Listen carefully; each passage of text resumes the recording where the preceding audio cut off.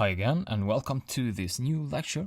In this lecture you're going to learn how to add points to the map that we built previously, which is this one here.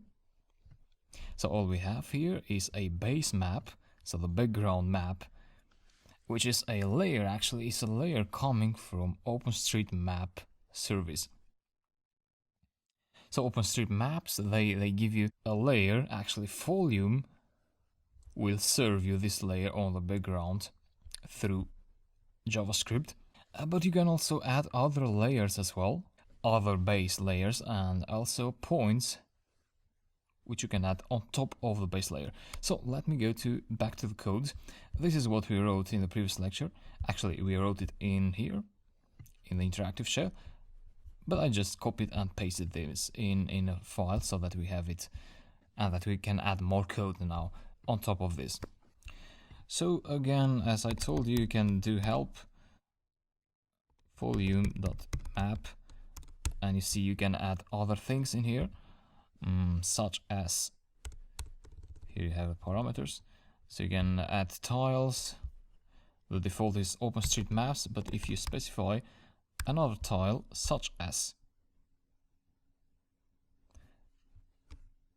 map box bright, and that has to be in quotes, as you can see in here in the tiles parameter, this expects a string object. Location, for instance, it expects a tuple or a list, and that's what we passed. We passed a list of coordinates.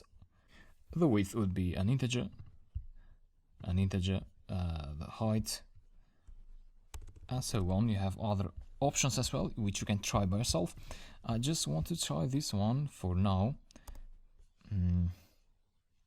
Let me open a new Python shell, Python 3 map 1. Make sure you have saved your script. Execute. Then you can go back to the folder and open map. Let me go to Firefox, Ctrl R or Command R to reload, and you'll see that the background has changed, so we have a new base map now.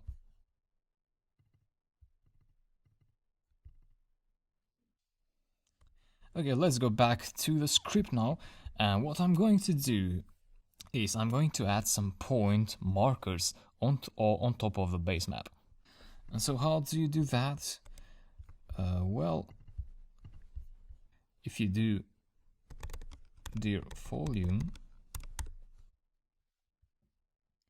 here you can see that you have some objects, and the one we want is a marker or a circle marker. So I'll try them both, but I want to explain you the logic of how you add objects to the map object. So we import volume, we create a map object, and then between the map object and the save method of the map object, you can add elements, so objects, to that map. And what I want to add in this case is a marker, so I can do map dot add child. So we use the add child method to add children. So these objects that I'm talking about are referred to as children when you add them to the map. So map add child, and then you want to point to the volume dot marker.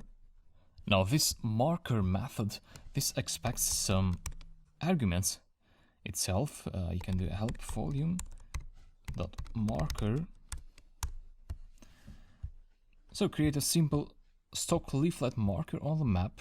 Leaflet is a JavaScript library that helps you to visualize this. That is the engine that creates those maps on the browser. So Python creates a JavaScript code using the leaflet library, and so markers allow you to add pop-ups. So when you click a marker on the map, it allows you to show information. And so parameters, you need to pass a location parameter to the marker in order to visualize it. So location equals to So it's a tuple or list. Let's say 38.2 and minus 99.1. And you can also pass, so after the list, a pop-up parameter, which could be like, hi, I'm a marker. I also need to pass the icon parameter, which actually is another object, and that comes from volume.icon, which expects for me to pass a color there, like let's say green, and yeah, basically that's it. Make sure your brackets are correct, so I have 3 brackets here, 3 closing brackets, and 1 and 2 and 3 opening round brackets. Okay, save the script, go to the other terminal and execute. Go to Firefox, reload, and here is the marker. If I click, I get the pop-up message in a nice window here. So that's how you add markers to your map. However, I would suggest you follow a slight different approach to add children to your map. What I would suggest is to actually create a feature group, volume.feature group,